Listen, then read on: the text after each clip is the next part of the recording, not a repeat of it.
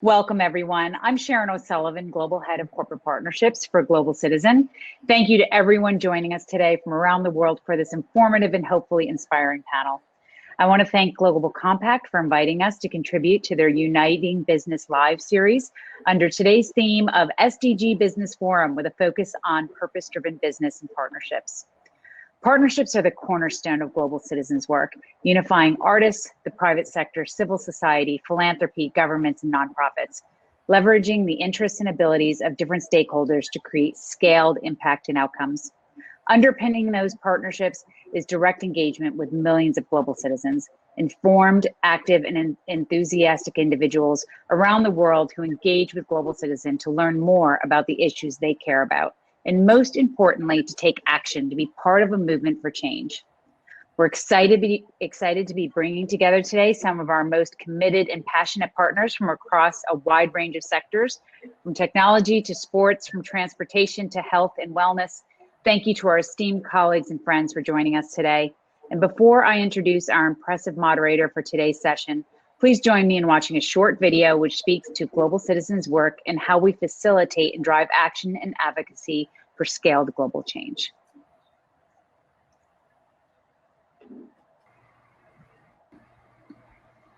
And Pilar, if you could run video, please.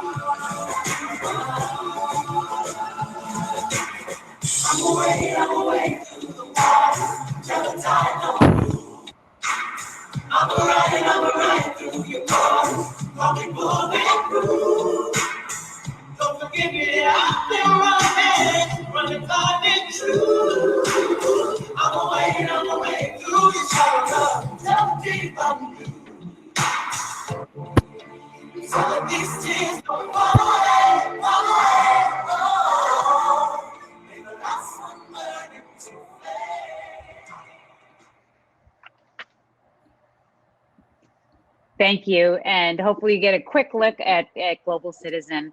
I want to mention our moderator, Namzamo Botha, is having challenges with dialing in, so I'm going to be making the introductions, and if she joins us, I'll be handing it over to her. In the meanwhile, I'd love to introduce you to our esteemed panelists. So I'd like to say a huge thank you and welcome to Fran Katsoudas, who is the Chief People Officer for Cisco. Thank you for joining us, Fran. Gail Tifford, who is our Chief Brand Officer for WW. Stephanie McMahon, our Chief Brand Officer for WWE. And Chloe Target Adams, the Global Director of Promotions and Business Relations at Formula One. And Tim Mapes, the Senior Vice President and Chief Marketing and Communications Officer for Delta Airlines. Welcome. I'm going to first. I was waving at Tim. Hello and welcome, everyone. And this is going to be an interactive session in that I will direct questions, but if someone wants to jump in and has something to contribute, I will say, please feel free to step in and jump in. Fran, I'm going to start with you. I think it goes without saying that technology has had an increasingly important role for the lives of people all around the world. And in the context of COVID-19 pandemic, the role technology plays has been supersized. I'm sure I'm not the only one who has become versed in the ways of online calls in the last few months. Companies like Cisco are really positioned to have an impact on this crisis. Can you please tell us a little bit about how Cisco has responded to this crisis directly and through in-kind contributions? Yeah, happy to. Thank you so much, Sharon. It's great to be with you. And the Global Citizen Partnership is one that's absolutely critical to us. So as it relates to Cisco's response, the first thing that I would say is that it was incredibly simple. The first thing that we did was just put our people first. When we would talk to our employees, we would guide them to take care of their families, and then hopefully, if they could, take care of the community. there are things that we've done from a Cisco perspective around community that we were able to just turn up a little bit. So as an example, we give our employees 5 days a year where they can volunteer, they can donate their time to anything that is really important to them. We turned that up to 10 days a year as we were going through COVID, knowing that our folks wanted to be out there and helping. Some of the other things that we did, in March, we pledged $225 million in immediate cash aid to help our communities. What was so impressive is that our employees raised almost $800,000 in 3 days. And so we could just see their passion and desire to help in every way that they can. We had teams working to print 3D masks and face shields, and we were donating those around the globe as well. And so we really jumped in, we kept it simple, we focused on our people. And then some of the learnings that we had from a COVID perspective, candidly, we were able to then leverage as we went through some of the social justice issues as well. That's amazing. Fran, thank you. 225 million. That is just astounding. And what I love is culturally, the fact that you had 800,000 from your employees in 3 days. That's just phenomenal. Phenomenal. Namzama Batha, please welcome. It's great to see you. Welcome to our panel. Can you hear us? And I heard you speak a moment. Can you hear us? Namzamo? Hello, Namzamo, can you hear us? Well, Namzamo works on her technology. Thank you. And thank you for being here. We are looking forward to you joining the panel. I'm going to turn to Gail, if I could. So Gail, we're living through one of the greatest global health crises humanity has ever faced. And many of us have spent quite a bit of time at home in quarantine over the recent months.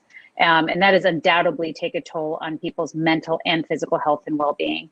The hunger crisis and nutrition deficits exacerbated by COVID-19 and the shadow pandemic in many communities in America and worldwide. How is WW responding to that?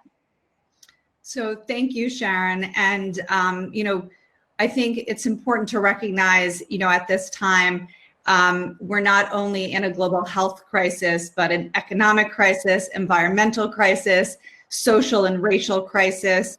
These crises are impacting different communities in different ways.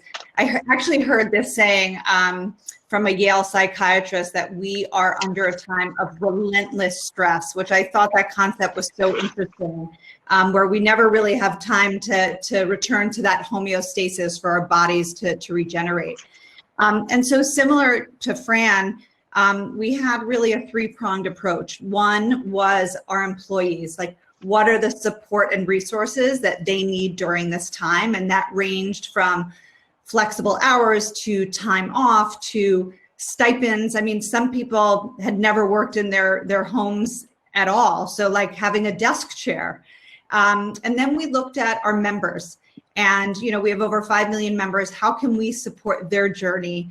And when they are stuck at home, they cannot get out to the gym, they cannot get out to pick up food. And so we created an ecosystem for them, whether it was content, fitness, and mindset content in the app, or we migrated our entire in real life workshop experience. Within a matter of days, we trained thousands of coaches so that those members could have those workshops online. And then I think the most, the biggest part for us was the communities. And I think that's really a two-pronged approach for us. One is how do we provide immediate relief?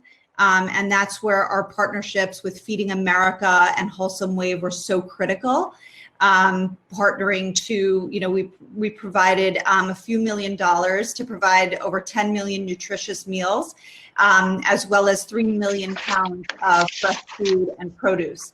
And when you think about what COVID has done and really accelerated this suffering, and there is a major issue with malnutrition, not only people that are hungry, but people that are obese, there's this double burden. And so the impact has made these populations more vulnerable to COVID. So our focus is really sprung from our brand purpose, which is around inspiring healthy habits, is how do we help provide access to nutritious foods for people?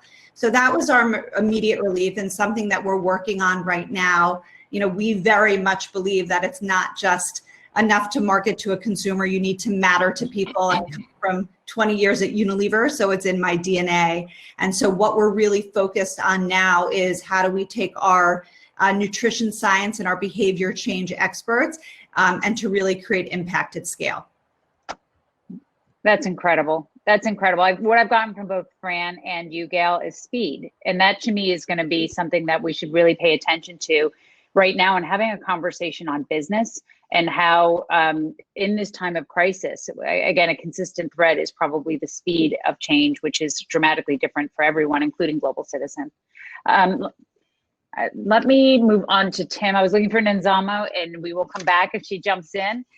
Tim, great to have you here today. Tim, perhaps no industry is hit harder than the impact on this in the pandemic than on the travel industry. But air travel is obviously an essential component for our globalized world. It's also an essential component to COVID-19 response. What has Delta done to contribute to the COVID-19 response, and how is Delta shifting its practices in order to rebound? Well, hi, Sharon. It's great to be with you and each of the other panelists, as well as all the attendees. In direct answer to your question, what's striking to me is we're having this conversation is regardless of the industry or the company that each of us represents, you mentioned speed as a commonality. I think humanity is the other one, clearly, in that whether it is technology or mental or physical health, in our case, transportation, the emphasis on humanity. We too entered into COVID-19 believing not just putting people first, but putting people before profits. And that's guided virtually every decision that we've made in the near term, the most striking of which may be Delta's commitment to blocking middle seats on planes, which someone might say, okay, is that really that big a deal? Well, we're the only U.S. airline that operates globally that will be doing that into 2021.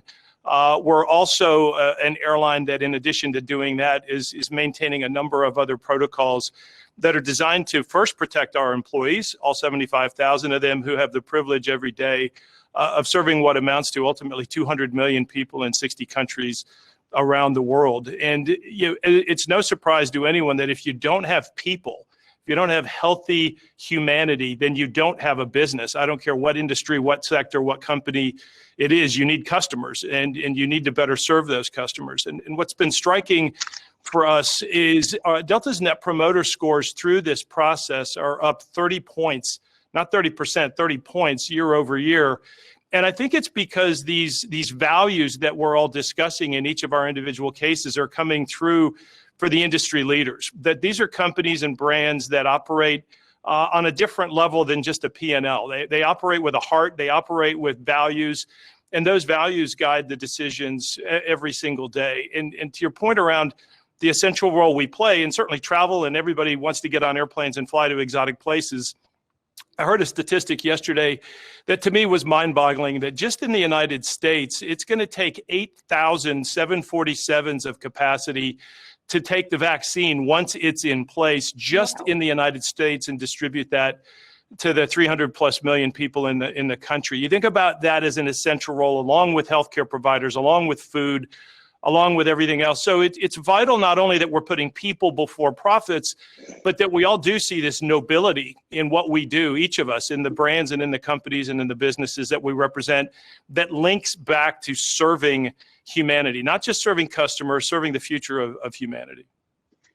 That is just phenomenal. And I think everybody on this call probably just took a moment to pause when you think about 8,000 planes to distribute the vaccine and the requirement as an essential business. And Tim, I will tell you, that's opening the aperture from, I think, everybody here on the opportunity and the necessity of what you're doing. So thank you. That's phenomenal.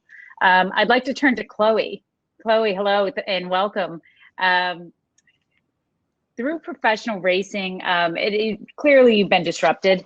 Yeah. Formula One is engaged in some innovative programs and efforts in recent months to respond to the COVID-19 pandemic.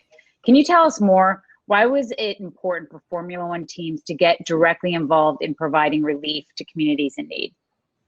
Sure. Well, firstly, Thanks very much, Sharon. It's really great to be here as well. And, you know, Formula One, we're the pinnacle of motorsport. You know, speed is at our heart. So I can really echo some of the comments that have been made already, but also humanity. It's not something we're maybe traditionally known for, but it's incredibly important to us. Something we're all very proud of that we've worked on during COVID is Project Pit Lane, which is the F1 community's response to the UK government's ventilator challenge, where we came together as a consortium with NHS England, the health body in the UK Formula One teams, and also private medical companies to innovate, deliver, deploy ventilators within 4 weeks. Normally it takes 2 years for that critical care, and to respond to the pandemic. Alongside that, we obviously were stopped in our tracks overnight as a sport and racing. So I think coming back to the humanity point, there were 2 key issues around that. One was obviously, you know, we have a responsibility to not only our partners, but to our staff, to the thousands of suppliers and wider ecosystem that we support as a business in terms of job creation. So, you know, incredibly delighted that we've now done 9 races in 7 countries over the past 11 weeks. We're the first international sport to return, but then we had to adapt and innovate our business model to do that, to put COVID safety at the forefront. Again, you know, coming back to a few points, it really drilled down to, you know, what is our purpose? Why is it important for us to get racing again at this time of crises? And, you know, what can we do in the communities and the countries we're going to make sure that we're leaving a positive impact in racing? Again, we're not bringing virus with us, we're not taking it away. And also then how we engage our fans. You know, we have 500 million fans globally. We want to be able to make sure that during lockdown, when they're stuck, they're still engaged by Formula One as an entertainment platform and a sport. So virtual Grand Prix and those kind of things. It's been an incredible, in a way, positive experience for all the tough and challenging moments to be able to, I think, innovate as a business and bring forward and accelerate change. For example, you know, we launched our We Race as One campaign to really try and tackle some of these fundamental societal issues that we're all facing right now that Gail touched on, in terms of ending inequality, trying to increase more diversity and inclusivity in our sport, reducing our environmental impact. We, you know, accelerated some changes across our business to do that by reducing 1/3 of our freight and our travel logistics for where we travel. So, you know, it's a start, and that's something that, for all the negatives of COVID, I think there has been some positives that we as a business, as a sport, can take from that. That was amazing, because I don't think anybody on this, well, maybe some people did know. I certainly, I think it's so enlightening to hear, again, when you mention responsibility and not bringing virus in, and that's back to putting purpose before business and making sure you're not doing damage. And beyond that, the ventilators, I think that's an amazing area where you have private sector leaders who are looking at, what can I do? And what can I do beyond my business plan? And what can I do beyond my business to serve? And what I really got from you in that statement is how you're serving. And I think that's just phenomenal. So I'll say thank you. That was great. I'd like to turn to Stephanie. Stephanie, hello and welcome. The WWE has such an amazing reach and audience of engaged supporters, but I'm sure your model of big sporting events has been disrupted by COVID. How is WWE adjusted to this new reality? Absolutely. And let me echo everyone by just saying thank you. Honored to be a part of this panel, especially with all of you, and hearing what your amazing companies are doing, you know, and especially in the vein of humanity and how to serve people.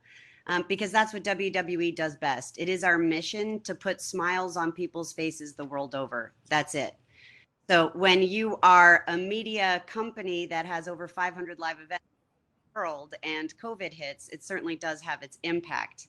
But when we thought about what business did and what our mission was, we realized we had to reimagine and be very flexible very quickly. And we decided to continue to produce our content. mainly for our key constituents, for our fans, to give them some relief, to give them something to smile about, to hopefully forget about all of their fear and all of the things that they're going through, for our employees, for our superstars, and for our partners. And it wasn't easy, especially making that decision. How can we keep everyone safe? First and foremost, the safety of our talent and our employees and our staff is paramount, and that comes first. Without them, we don't have anything. And so we took Wrestlemania, which is akin to our World Cup or our Super Bowl, whatever your point of reference is. It was supposed to take place at Raymond James Stadium in Tampa in front of over 80,000 people. And that was on the first week of April, right? So we had to quickly pivot as things kept happening. And we wound up putting on our biggest event of the year by far in a warehouse in our performance center with absolutely no fans in attendance. And we pivoted. It became a 2-day event. Our talent, my hats go off to them, to perform in front of an empty space with no fan reaction. I mean, our business is all about our fans, and they didn't have that live reaction to feed off of for months because, like I said, that this model worked, and we continued to produce our content from our performance center.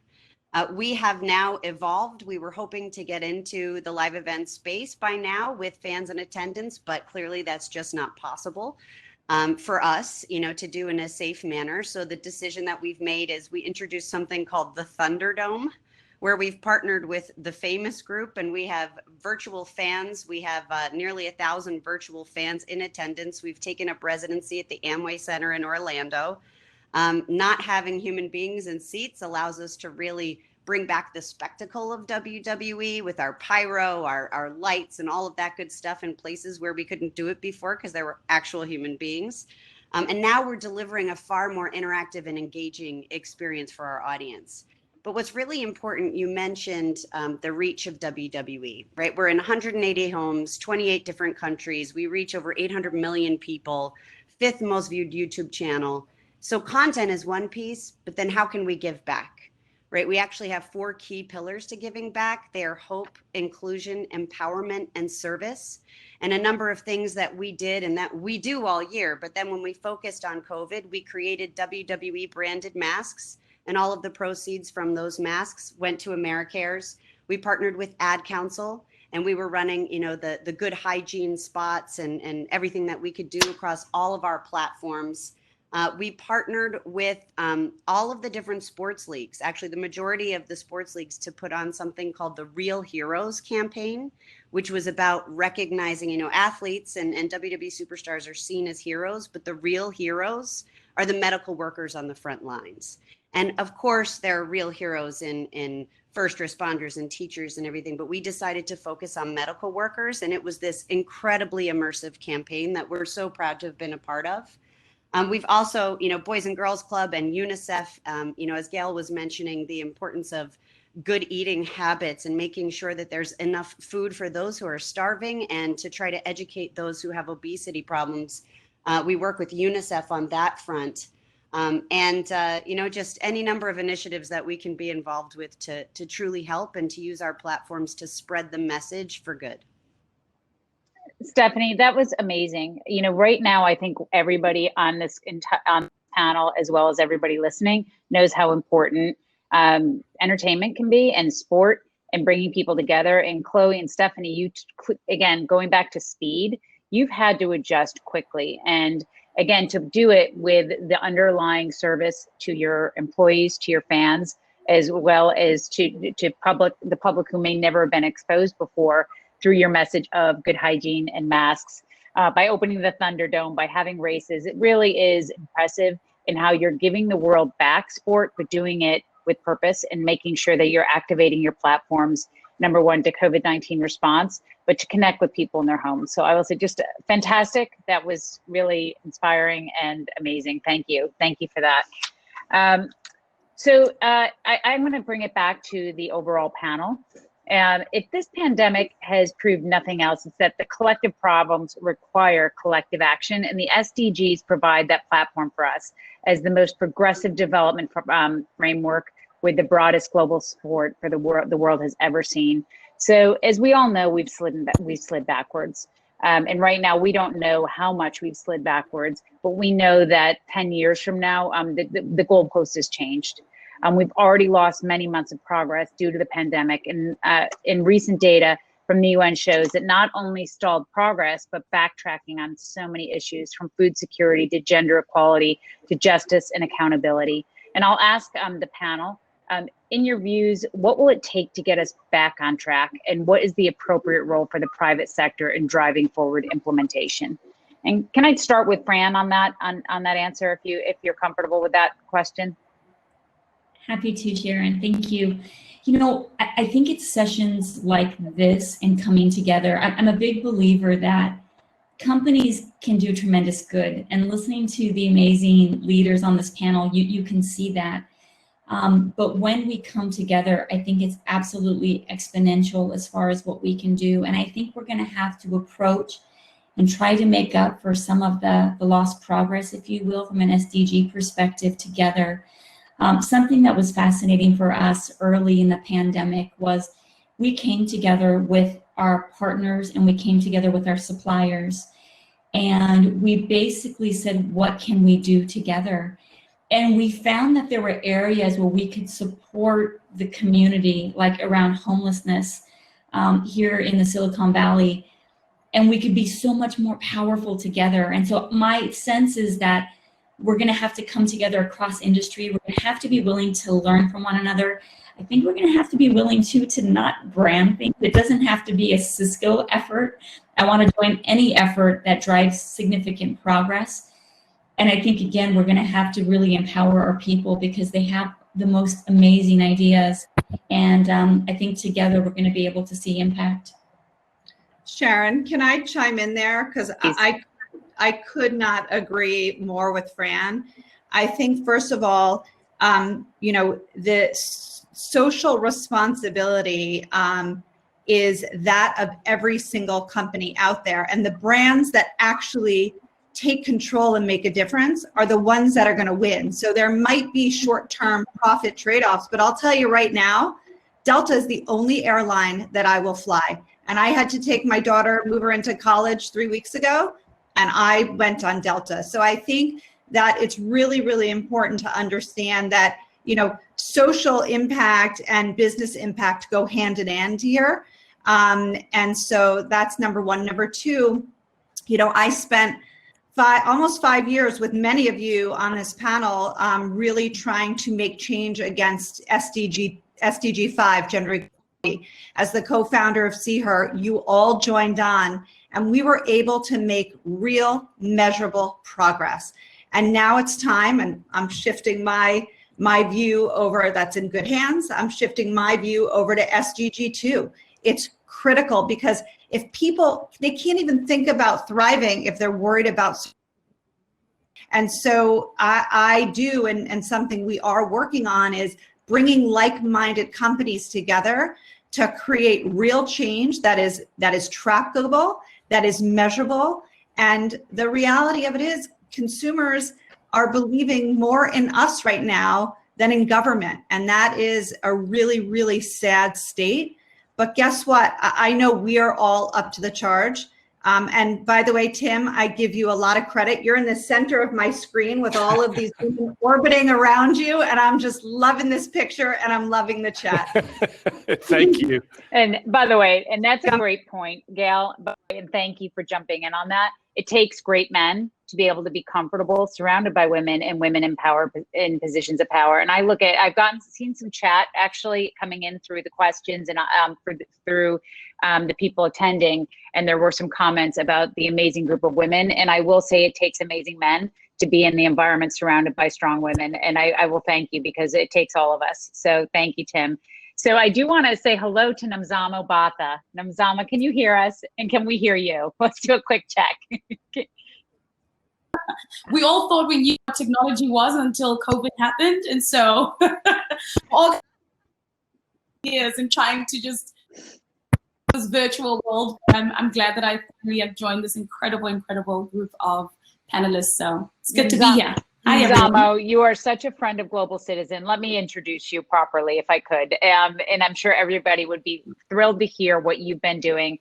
So just to give a proper introduction to Zamo, she's hailing from South Africa and is an accomplished television and film actor and presenter, humanitarian, philanthropist, business person, and brand ambassador, working from some of the world's biggest brands, including Neutrogena, Puma, Audi, L'Oreal, Veuve, and McDonald's. She's a UNHCR Goodwill Ambassador, and through her Lighthouse Foundation has done some amazing work to support COVID-19 relief in South Africa, including raising 3 million Rand in just 1 week to support the food delivery and other social protection measures.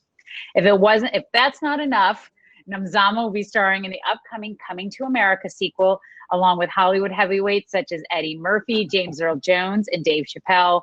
Nomzamo is a great friend of Global Citizen, and thank you for joining us today. And I'm going to push you in the role of panelist, if you don't mind, since we're moving on and having conversations. But could you possibly just add, why are you here today, and what is your commitment to the UN SDGs and the subject matter today, which is the private sector and business leadership? Thank you for putting me under the spotlight, Sharon.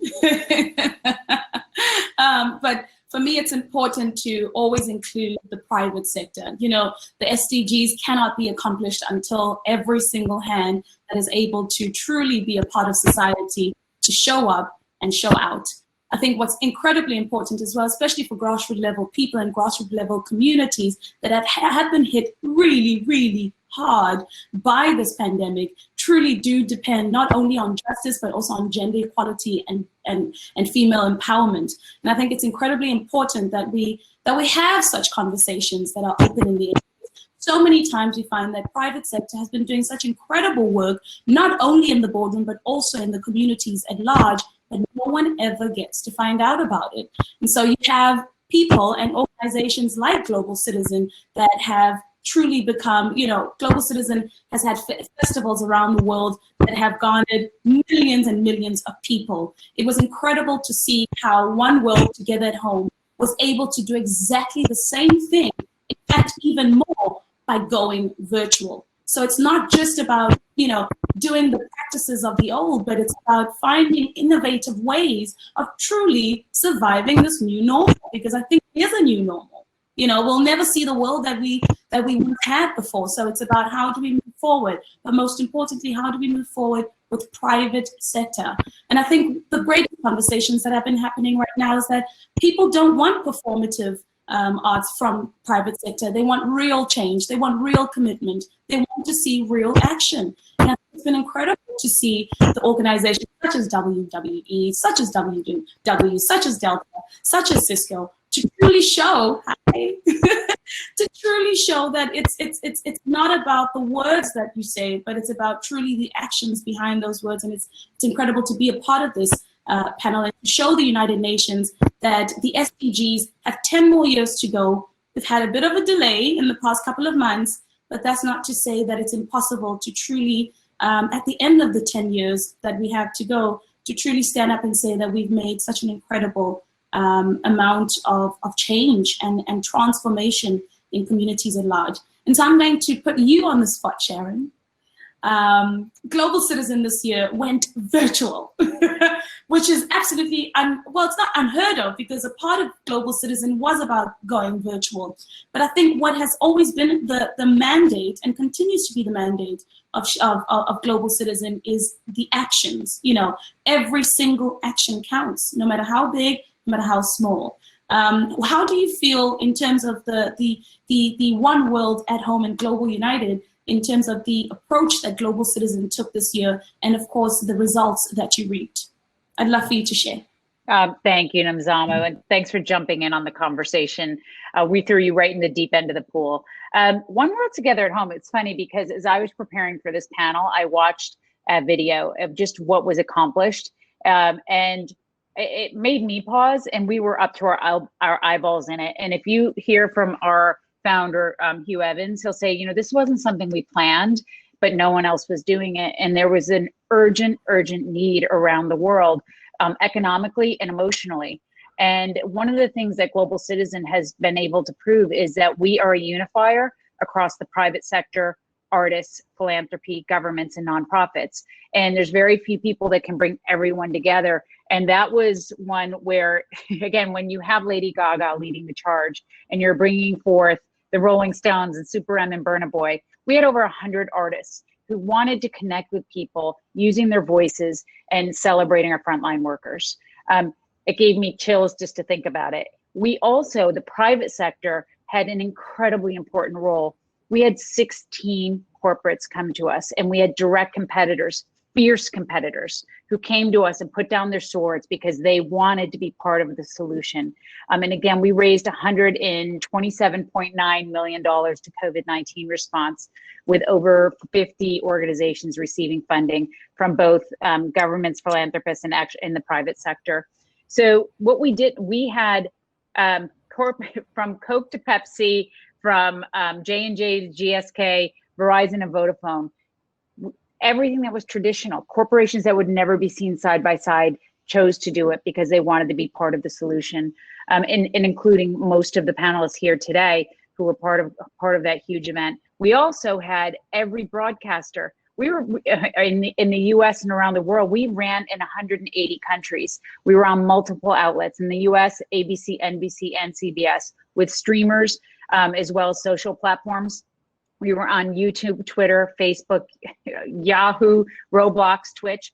Every one of them came, but not with the exact same approach. They said, how is my environment different, and how do I connect this message and that message of frontline worker celebration and COVID-19 response, and how do I use my platform to engage? Roblox created an entire virtual world for the concert so that it reached young people who are suffering so much in this time of COVID. So what I'll say is it was a unique moment, but what it created in 4 weeks was an urgency, and the only way it happened was through cooperation across every aspect of of those who participated, from the arts community and artists, like I said, to private sector, philanthropists, and governments, and again, those publishing partners that supported us and made sure people saw the message. So it was unique, but that is an opportunity moving forward, and it shouldn't stop at One World Together at Home, and it didn't. We had Global Goal Unite. Our goal is to continue to be a unifier across all aspects to create scaled global change. And if I just jump in, can you guys hear me? Okay, great.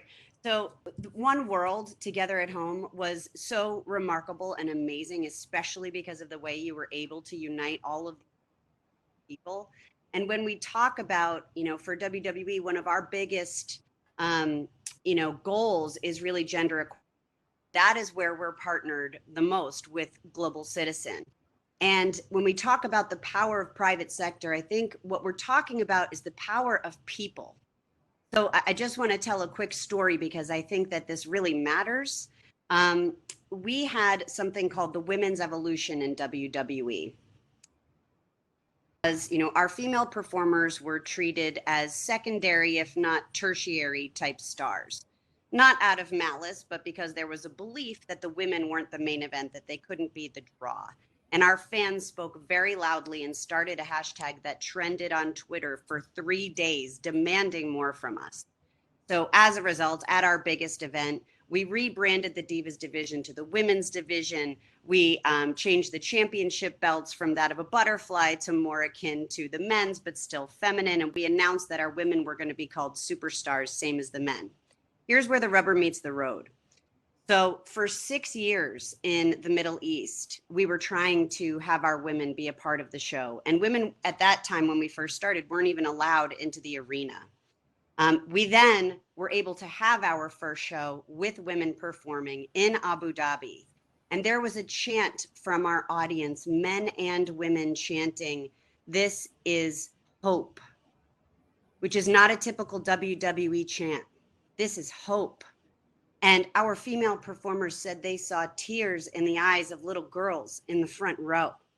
You can't imagine the impact that has because of the voice of the people. We then had our first ever women's main event at Wrestlemania that, by the way, outdrew the entertainment gross revenue record at MetLife Stadium with over 80,000 people. And we had not one, but 2 women's matches in Saudi Arabia. And the chant was simply, "This is awesome."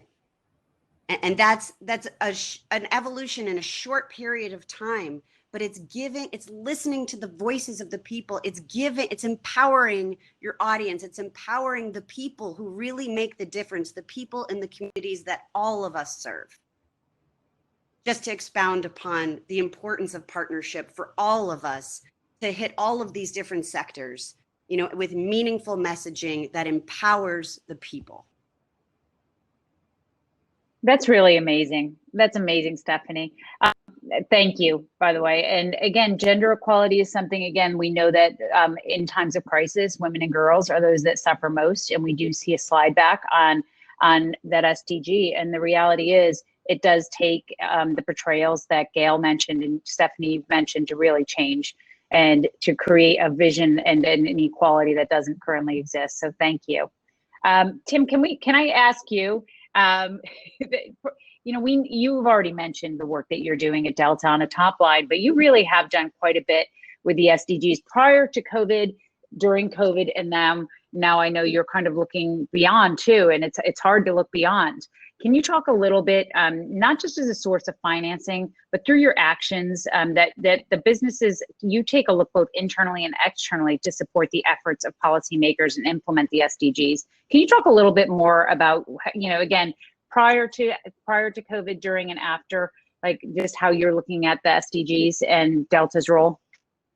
Sure. Yeah. Thank you. And I'm struck just with Gail's and Stephanie's comments that we have here in the United States, Supreme Court Justice Ruth Bader Ginsburg lying in state. I believe she's the first female ever in our country's history to be lying in state at the Capitol. And some interesting things about her, because she's clearly an icon on behalf of women's rights.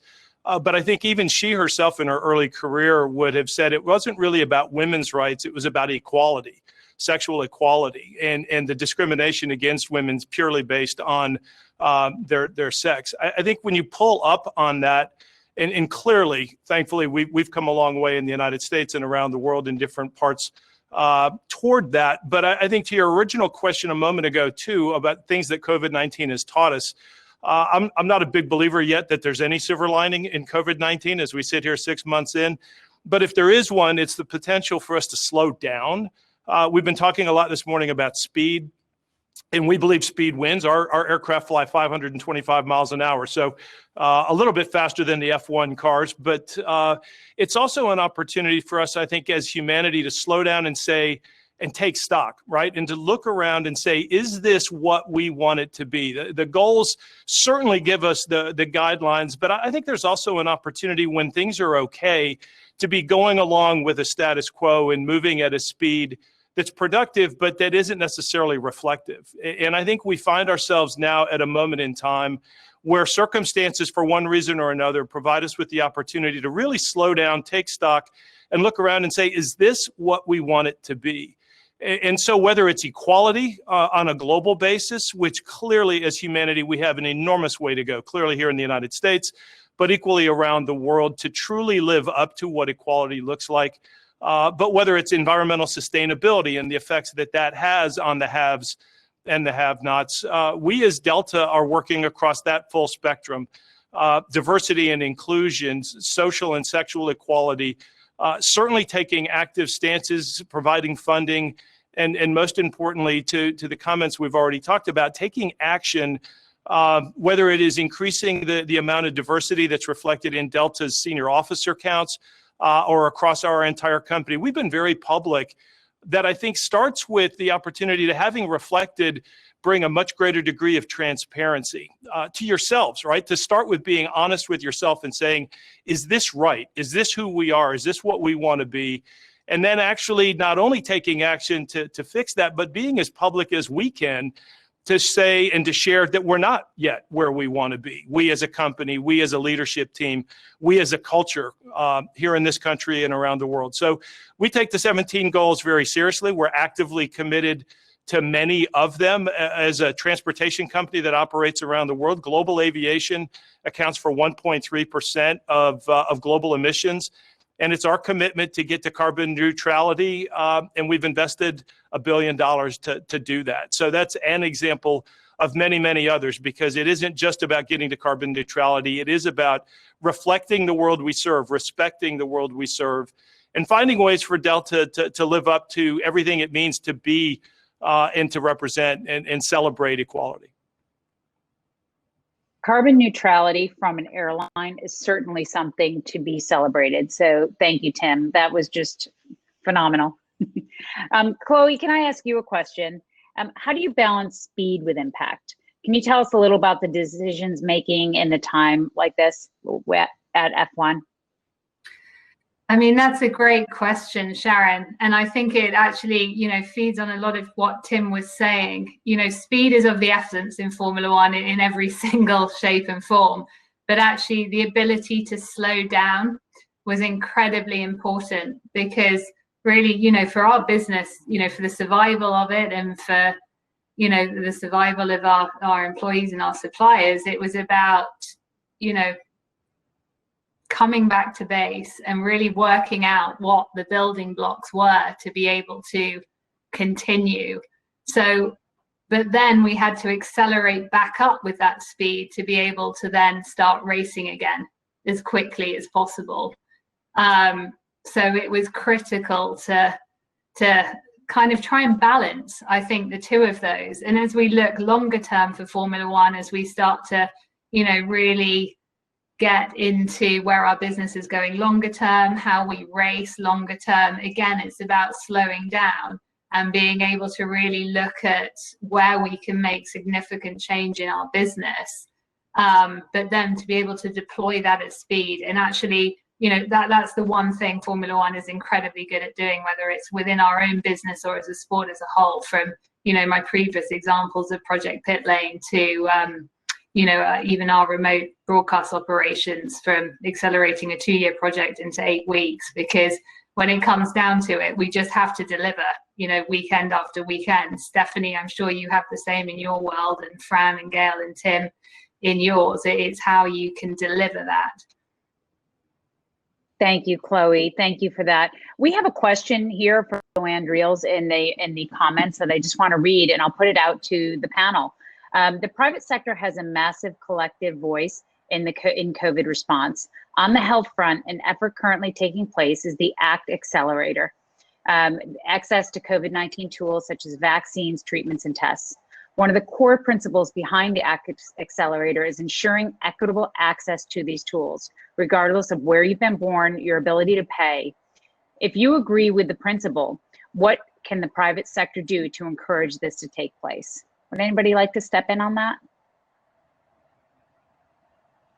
Tim? I'll be happy to. I think one thing is to advocate that very point to those who are responsible for formulating policy, governmental lobbying efforts, and being outspoken with regard to the public health. It shouldn't be a requirement based on your education or your employment. It needs to increasingly be available to everybody for the very reasons that person mentioned. And I think what we have in front of us is going to be quite daunting, because there isn't a unified, universal across this planet system, means, decision-making mechanism of prioritizing that. So to the extent there is a vaccine, and there may be hundreds of vaccines, the ability to distribute that around the world, which countries get it first, which populations within a country get it first, how are those decisions being made? All of us might have a point of view on that. I think what's important is, as the private sector, is that we express those views to governments, to policymakers, to our own political means, because we do, in fact, have a voice. We do, in fact, have influence, and then as well make our own decisions within our own companies about how to go about doing that. Because left to its own devices, one could envision a world where, again, the economic haves move up in a queue relative to the economic have-nots. And what we're ultimately talking about, back to the original point, is humanity and equality, right? And so I think there's an opportunity for us to be quite outspoken in ensuring that self-interest, nationalization, and so many of the other issues that are evident in our society around the world today are pushed back against on behalf of an equality, egalitarian approach to public health. Thank you, Tim, for jumping in on that. And Joanne, thank you for your question. Namzamo, I'd love to pull you in on this because you are clearly a passionate leader. You're an activist and an advocate. Can you just share what gives you hope at this moment? But I do, you know, I see in the comments as well, one of the biggest things that people are happy has been brought up, I think Fran spoke about it, was human migration, you know, homelessness, and, you know, people that are forcibly displaced have increased by millions in the past couple of years. And I think the effects of this pandemic will truly show even in that corner of the world. I think what's important is to have private sector not experience what we call donor fatigue, and to continue to advocate and to continue to plow into and continue to pour into those who only have hope in the end. And I think for me, what gives me hope is the human spirit. When you go out into those refugee camps, people that are forcibly displaced and have now been called refugees are not economic burdens, that they are assets. They are people that were doctors, were lawyers, but because of war, but because of so many things that the human spirit has, you know, created, they're forced to flee their homes and forced to leave everything behind. And so I think what matters the most is for us to continue to be donors and to continue to truly look into those communities and combat human migration. Sharon, I love that answer, Namzamo, and I just think what you're doing with your foundation is amazing. And I think what you said is so important that, look, it's not just about us, it's about everybody. And the one thing that gives me hope is years ago when I was starting See Her, it took me maybe 200 phone calls to get my first partner on board. And as I alluded to, we're launching a cross-industry collaborative in a few weeks. And I picked up a phone and within 2 days, I had 20 companies on board. So to me, that is major progress when you have CEOs and CMOs of organizations literally within one phone call saying, I'm in. So I am seeing a massive difference in the willingness for businesses to not only do their own thing, but do something that's part of something much bigger. And I have more hope than ever. I love the word hope as part of this conversation when some people may not be feeling that. So with that, I'd like to we're coming on our time, and I'd love to have closing remarks from each of you. So if we could, Steph, can you offer some closing remarks on, from now, what changes do you hope to see in the private sector and in the world? Gosh, well, one of the things when we've worked on with, multiple different companies, as Gail was alluding to, it does take everyone. And what I would love to see are these barriers broken down, right? One of the things that the WWE is doing right now, just as an example, for September, it's Pediatric Cancer Awareness Month. There are a lot of kids who are suffering from a disease that they shouldn't even know exists. And we started this because of an 8-year-old WWE fan who unfortunately lost his fight, named Conor Mahalik. And we now have this campaign called Conor's Cure. And we actually have this year's campaign features Lance, who is now a teenager, who was actually treated alongside Conor. And because of Conor's Cure, Lance was able to receive the treatment that he actually needed. And he voices over this campaign of kids putting on their favorite superstar, because at the end of the day, we recognize the kids are the real superstars. And I think that if we can there's so many different important causes in this world, right? There's so many things that we could all do as organizations. We need to pick the ones that we're able to make the most impact and that clearly align with our brands, and drive that message and amplify that voice as big as possibly can, tear down the barriers, work together, and we can all inspire people to have more hope. And I think one other word that's so important that's missing from this conversation is love. That's what humanity is really all about, is love. And if we could just love one another instead of all of this hate that is existing world today, what are our commonalities? What brings us together? That's what I hope for. I hope to bring us all together. Stephanie. Fran, do you have any closing remarks for the panel? I do. And Stephanie, that was inspirational. So thank you. You know, I think something that is so important for all of us is that we have to be proximate to the different communities and the issues. And the more that we're proximate and we understand what's going on, I think we're going to get really creative and innovative around how we really solve some of the biggest issues of the day. I think that something that we worry about from a Cisco perspective is the digital divide. And we've seen the impact of the divide through COVID and through some of the social justice issues that are going on. And there's such an amazing opportunity for us. And I guess coming back to hope, what I would say is, I reflect that last year at this time, I was actually in Kenya and I was at a refugee camp with young teenage women or teenage girls. Many of them were mothers. And I was giving them their cybersecurity certifications. They had just finished cybersecurity training and they were about to start a very different life. And I just reflect on that because I think there's so many different opportunities. There's so many cycles that we can break. We have to keep these conversations going. We have to leverage data. And thanks so much for the invitation and hearing from these amazing panelists. Thank you so much, Fran. Chloe, can I ask you for some final remarks?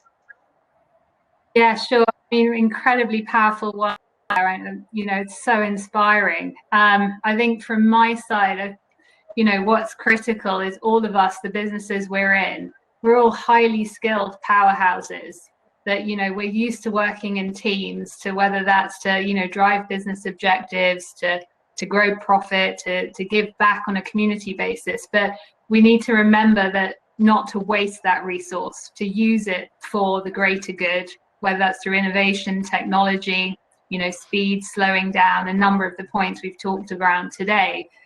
Because not only can it provide relief in times of need, it can provide a huge, you know, leap forward for mankind. And that's where we need to get to.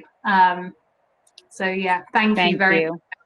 Thank you, Chloe. And we have about a minute and a half, Gail and Tim. So Gail, can I throw it to you? I'll go quick because Tim is way more eloquent than I am. But this is what I would say.